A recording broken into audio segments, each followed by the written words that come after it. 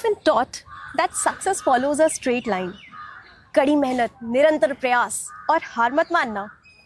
But nobody really talks about what happens when life asks you to let go. Let go not because you're weak, not because you cannot do it, but because you have grown. What if life का जो detour है वो सिर्फ success को redefine करने के लिए ही आता है? Though the person in conversation today is a photographer, but the conversation is not about photography.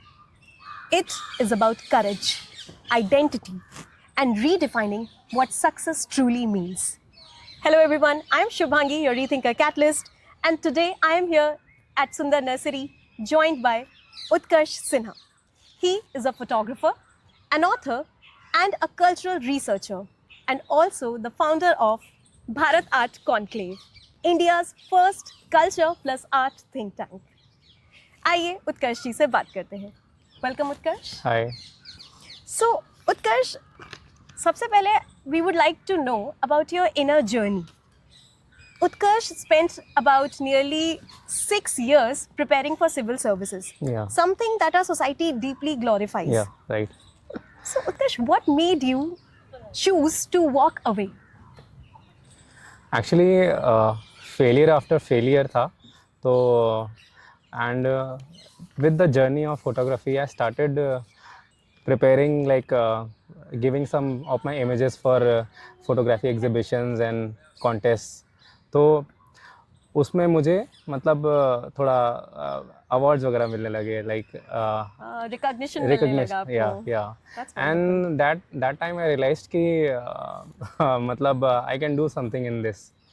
तो मैं जैसे मैं पढ़ाई करता था, पूरे हफ्ते भर पढ़ाई की, एंड वीकेंड आया तो मैं कैमरा लेके निकल जाता था. It was a kind of relaxed therapy for me कि मैं बाहर जाके फोटोग्राफी कर रहा हूँ. Basically, धीरे-धीरे आपने अपने पैशन को डिस्कवर करना स्टार्ट किया. Yeah, you can That's say that. actually wonderful.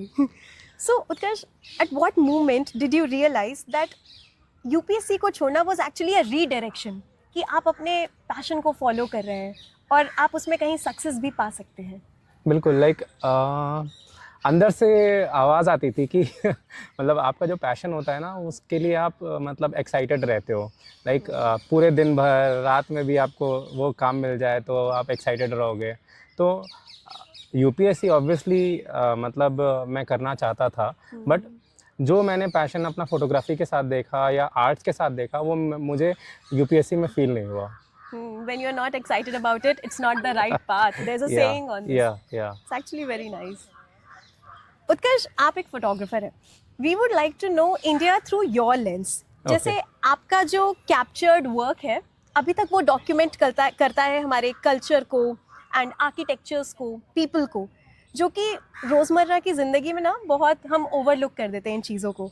तो आपको ऐसा क्या लगता है कि जो मॉडर्न इंडिया भूल रही है और आपकी तस्वीरें वो हमें दिखाना चाहती हैं? अब जैसे देखिए, एग्जांपल देख लीजिए, हम सुंदर नर्सरी में बैठे हैं, है ना. तो यहाँ पे जो मतलब मॉन्यूमेंट्स हैं, उसके आसपास एक गार्डन है ना. उसको चारबाग कहते हैं. कितने लोग यहाँ पे आके विजिट करते होंगे, बट ये नहीं पता उनको कि ये चारबाग स्टाइल क्या है. तो अगर मैं यही सब चीज़ें अपनी बुक के थ्रू लोगों को बताऊं, दो इंटरनेट पे अवेलेबल रहता है, बट मतलब बुक के थ्रू आप डिटेल में समझा सकते हो चीज़ें लोगों को. with pictures. या तो लोगों के लिए एक्साइटिंग भी हो जाता है. या एंड उससे हम जान सकते हैं चीज़ों के बारे में. और मैंने अब मतलब जैसे मैं सिविल सर्विस में प्रिपेयर कर रहा था, तो मैंने आर्ट एंड कल्चर के बारे में काफ़ी पढ़ा है. तो मुझे ये एक बहुत बड़ा गैप रियलाइज़ हुआ कि हम जो एनसीईआरटी वगैरह भी पढ़ते हैं, वो हम पढ़ तो लेते हैं, बट उसमें बहुत चीज़ें ऐसी रहती हैं जो हमको समझ में ही नहीं आती, क्योंकि उसमें पिक्चरल रिप्रेजेंटेशन ही नहीं है. And without pictorial representation, I feel imagination में भी कई बार डिफिकल्टी होती है उस चीज़ को केवल टेक्स्ट में पढ़ने पे. बिल्कुल. उत्कर्ष, आपको जैसे ग्लोबल रिकॉग्निशन मिले हैं, आपको अवार्ड्स मिले हुए हैं, international awards, exhibitions and interviews also. तो क्या ये एक्सटर्नल रिकॉग्निशंस ने आपके ओल्ड डाउट्स को थोड़ा हील किया जो यूपीएससी ने इनिशियली इमेज में बनाए थे? बिल्कुल. जब आपको एक्रेडिशन मिलता है तो लगता है कि हाँ, आप उसमें कुछ आगे कर सकते हो. जब आपको फेलियर मिलता रहता है तो आपको लगता है कि हाँ, आप किसी काम के नहीं हो. तो ऑब्वियसली बहुत बड़ा रोल रहता है। आप कोई भी काम करो उसमें आपको मतलब एक्रेडिशन मिलता है तो आप मोटिवेट होते हैं आगे और परस्यू करने के लिए उसको। That's actually very true. जैसे आपकी किताबें भी हैं, ji you have authored sacred India and Mahakumbh Mela also, जो अभी जस्ट रिलीज हुई है। जी जी सो ये जो किताबें हैं ये विजुअल आर्काइव्स फील होती हैं, as well as cultural responsibility भी फील होती हैं, बिकॉज उनमें इतनी खूबसूरत रिप्रेजेंटेशंस हैं आपकी कैप्चर्ड फोटोग्राफी की। जी जी। तो जहाँ आप पहले सिर्फ मूवमेंट्स को सिंपली कैप्चर कर रहे थे और आप उनके लिए अवार्ड्स पा रहे थे, ये अचानक से बुक कंपाइलेशन का आइडिया कैसे आया? एक्चुअली मतलब समय बदल रहा है। लाइक अभी आप देखो कि इंस्टाग्राम और YouTube these all have become video oriented platforms.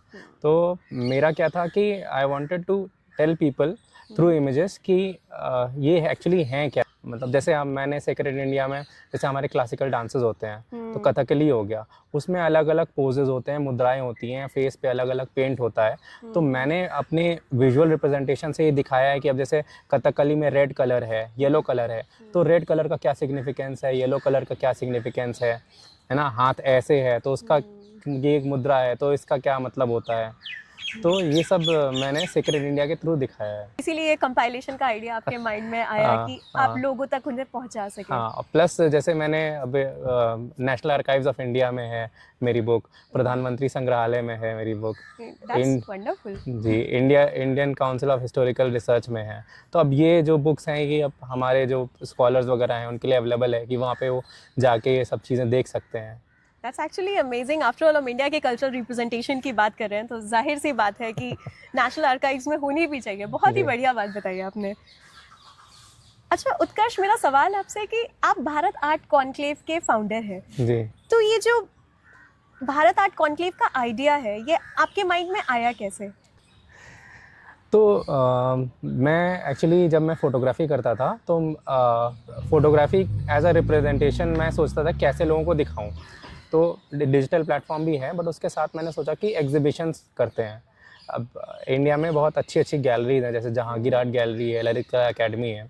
तो मैंने इन सब गैलरीज में अपना फ़ोटोग्राफ़ी एग्जिबिट करना स्टार्ट किया।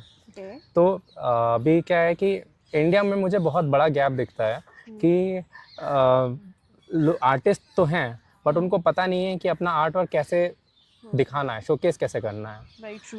तो मैंने जब अपने लिए करना स्टार्ट किया तो मुझे लगा कि मुझे और लोगों के लिए भी करना चाहिए।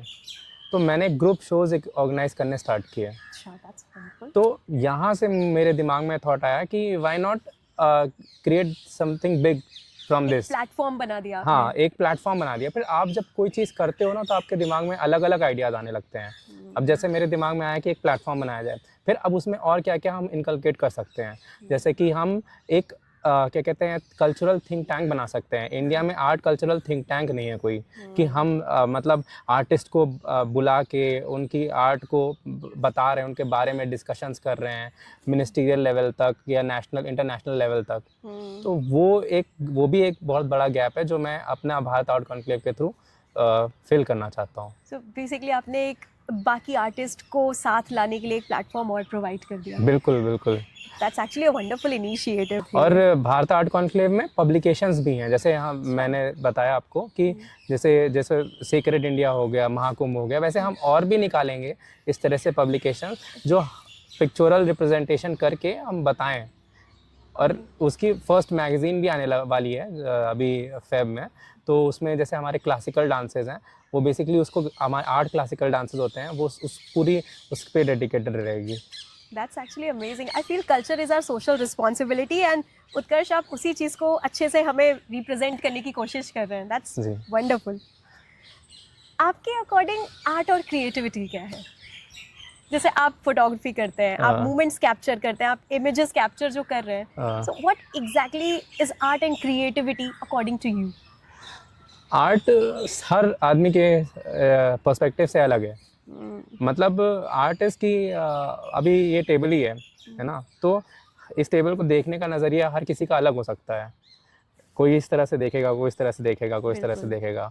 अब वही आदमी उस अपनी नज़रिए को दुनिया को दिखाए तो वो आर्ट है। दैट्स अमेजिंग, क्योंकि पर्सपेक्टिव्स अलग होते हैं, नज़रिए तो परिस्थितिवश बदलते भी हैं। बहुत अच्छा पॉइंट बोला आपने ये।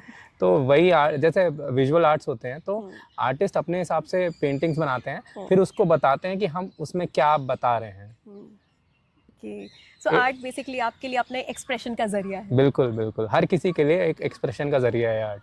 बहुत बढ़िया। उत्कर्ष, मेरा ये आखिरी सवाल आपसे कि हमारे जो साइलेंट स्ट्रगलर्स हैं, हमारी ऑडियंस में कई ऐसे लोग हैं जो आज भी अपने करियर में स्टक हैं, 9 to 5 की जॉब में स्टक हैं, एंड वो ड्रीम जो उन्होंने कभी देखा था कि वो बड़े होके ये बनेंगे, चाहे वो फोटोग्राफी का हो या फिर वो ट्रैवल का हो, एक्सप्लोर करने का हो, वो सबसे अब वो डिस्कनेक्टेड सा फील करने लगे हैं। आप उनके लिए क्या मैसेज देना चाहेंगे? देखो, risk is a very important thing कि आपको रिस्क लेना पड़ेगा। If you are doing 9 to 5, तो उसमें क्या रहता है कि आप पूरे दिन इतने एग्जॉस्ट रह जाते हो कि आपके पास कुछ टाइम ही नहीं बचता क्रिएटिविटी के लिए, और जो जितना भी टाइम मिलता है आपको सोचते हो कि थोड़ा आराम कर ले उसमें। तो और एक करेज लेना, एक मतलब चूज़ करना कि आपको कुछ अलग करना है, बहुत इंपॉर्टेंट है। अपनी कॉलिंग को पहचानना भी बहुत इंपॉर्टेंट है। अपने पैशन को डिस्कवर हाँ, करना। अपने पैशन को डिस्कवर करना भी बहुत इंपॉर्टेंट है। और वो कैसे आएगा? वो जब आप कुछ काम करोगे तभी वो आएगा, बिना किए नहीं आप डिस्कवर कर पाओगे। बहुत सही बात है कि सिर्फ बैठे बैठे सोचने से कुछ नहीं होगा, आपको उस पर एक्शन तो लेना ही पड़ेगा। हाँ, और एक्शन आप एक्सप्लोर करो, आपको क्या अच्छा लगता है, आप उसमें मतलब आप अपने जो आपको पैशंस हैं, आपके जो पहले आपके पैशंस रहे हैं कॉलेज टाइम में, स्कूल टाइम में, उनको परस्यू करके देखो, आपको ज़्यादा मज़ा मिल रहा है क्या। और आजकल तो इतना ज़्यादा हॉरिज़न ये ब्रॉड हो गया है, मतलब कि आपके पास बहुत कुछ ऑप्शंस हैं, हर चीज़ में नेम और फेम है। वेरी ट्रू, कि पहले तो डॉक्टर इंजीनियर वाले ही प्रोफेशन लिमिटेड रहते थे, एंड अब और भी ज़्यादा नए नए प्रोफेशंस बन रहे हैं सोशल मीडिया के आने से। बिल्कुल बिल्कुल। और चीज़ मैं कहना चाहूँगा कि आप कोई भी काम करो, कोई भी काम हो, उसमें कंसिस्टेंसी बहुत इंपॉर्टेंट है। If you are consistent then growth will follow. आपको क्या होता है कि मतलब लोग चीज़ें करते हैं बट उनको इमीडिएट रिजल्ट नहीं मिलता है and they give up. But क्या है कि कोई भी आप देखो, जितने बड़े बड़े व्लॉगर्स हैं या पॉडकास्ट भी आजकल लोग इतने कर रहे हैं, तो आप 10 साल में, 5 साल में आपको you have to be consistent, तब जाके आपको लगता है कि हाँ आप एक लेवल पे पहुंच जाओगे जहां आपको पूरा सब लोग पहचानेंगे। कई बार लोग बीच में छोड़ देते हैं, बिकॉज उनको लगता है कि अभी कुछ रिजल्ट नहीं आ रहा। और ये चीज़ें जो होती है ना, इसमें क्या होता है कि आप कर रहे हो, फिर अचानक से एक दिन आएगा जब आप बिल्कुल फेमस हो जाओगे, कोई चीज़ आपकी बिल्कुल हिट कर जाएगी, है ना, और तुरंत फेम, नेम सब कुछ आ जाएगा। तो वो पॉइंट तक आपको हिट करना होता है, तब तक के लिए आपको अपनी कंसिस्टेंसी मेंटेन करनी होती है। आपको कॉल अपनी लेनी होगी और उस पर वर्क करना होगा। सो जैसे कि आपने देखा, उत्कर्ष सिन्हा का भी यही मैसेज है कि अल्टीमेटली आपको अपने पैशन को फॉलो करने के लिए एक्शन तो लेना ही पड़ेगा। Thank you so much, Utkarsh. It was wonderful talking to you. It was wonderful talking to you too. It's amazing कि आपने उत्कर्ष अपनी कॉलिंग को समझा एंड आपने अपनी क्लैरिटी को पाया, तब जाके आपको अपनी धीरे धीरे सक्सेस स्टोरी कवर होने लग गई। ये थे Utkarsh Sinha, and this conversation was not about success, it was about becoming. Thank you so much. आप देख रहे थे रीथिंक अ कैटलिस्ट को। Please like, follow and subscribe कीजिए, and we are with the cameraman Rahul. Thank you.